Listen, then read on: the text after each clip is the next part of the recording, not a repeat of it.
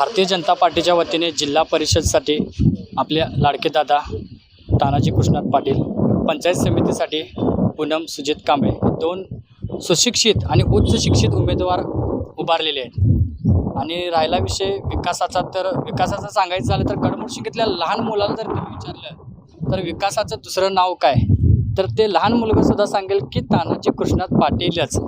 आता विकासाचा विषय येतो त्यावेळी सांगायचं झालं तर गडमुडशिंगीतील प्राथमिक शाळा अतिशय पडझड झाली होती शाळेची, आणि त्या माध्यमातून हा विचार दादांच्या डोक्यात आला आणि त्यांनी निधीवरून आणला, CSR फंडातून। त्यानंतरनं दुसरं सांगायचं झालं तर भाजी मंडई ते बसायची व्यवस्था ही अतिशय चांगली केली त्यांनी। आणि त्यानंतरनं रस्ते, आणि सगळ्यात महत्त्वाचा विषय होता तो गावाचा म्हणजे पाणी।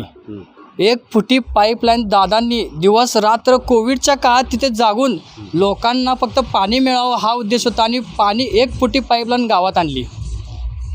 2.5 वर्षाच्या काळात विकास करता आला नाही, पण आम्हाला निश्चितच आता गॅरंटी आहे की जिल्हा परिषदेवर आमचा झेंडा फडकणार आहे, आणि इथून जे पुढचे 5 वर्ष आहेत ते फक्त आणि फक्त आमच्या गावाचा विकास होईल। फक्त मुडशिंगीच गावाचा नाही तर आजूबाजूच्या गावात चिंचवाड असू दे, वयोडी असू दे, आमची काळमवाडी असू दे, मुडशिंग गाव असू दे, आमच्या गावासारखाच या इतर गावातसुद्धा मोठा विकास होणार आहे। आणि 9 तारखेला हा आमचाच फक्त गुलाल असणार आहे। आता मी तुम्हाला सांगेन की 7 तारखेला सर्वांनी कमळ या चिन्हासमोर बटन दाबून दादांना आणि आमच्या दोन्ही सीटाला मोठ्या मताधिक्याने विजय करायचा आहे।